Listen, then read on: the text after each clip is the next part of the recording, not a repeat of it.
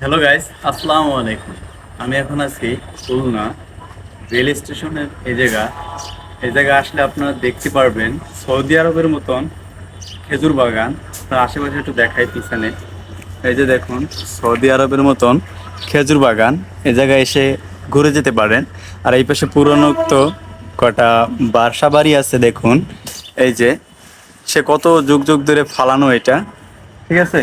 আপনাদের যদি একটু ভিতরে দেখাই, আপনি আমাদের সাথে ভিতরের ভিউটা মনে করেন এই যে দেখুন পরিত্যক্ত বিল্ডিং, এর ভিতরে কেউ থাকে না, এই যে কেউ নেই, সব ভাঙাচোরা। আর একটা ব্যাপার হলো যে এই পাশে দেখতে পারবেন খেজুর বাগান। মনে করেন সৌদি আরব, যেরকম সৌদি আরবের যে বাগান আছে খেজুর বাগান, সেরকম খেজুর বাগান আশেপাশে দেখাচ্ছে। আর এই পাশে দেখুন পরিত্যক্ত বাড়ি। এই যে দেখুন অনেক সুন্দর একটা জায়গা, এই জায়গায় আসলে আসতে পারেন আপনারা।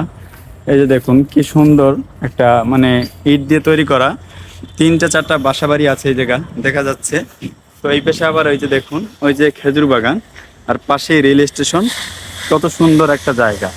তো আপনারা যদি এ জায়গায় আসতে চান তাহলে লোকেশনটা হলো খুলনা রেল স্টেশনের পশ্চিম দিকে দেখতে পারবেন। আর ভিতরে আসুন, আপনাদেরকে দেখাচ্ছি।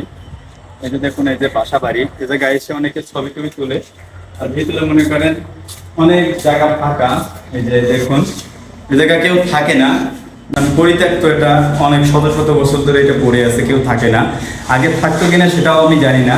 আর এই পাশে দেখুন মনে করেন জায়গায় ধান লাগাইছিল, সেই ধান কেটে ফেলা হয়েছে।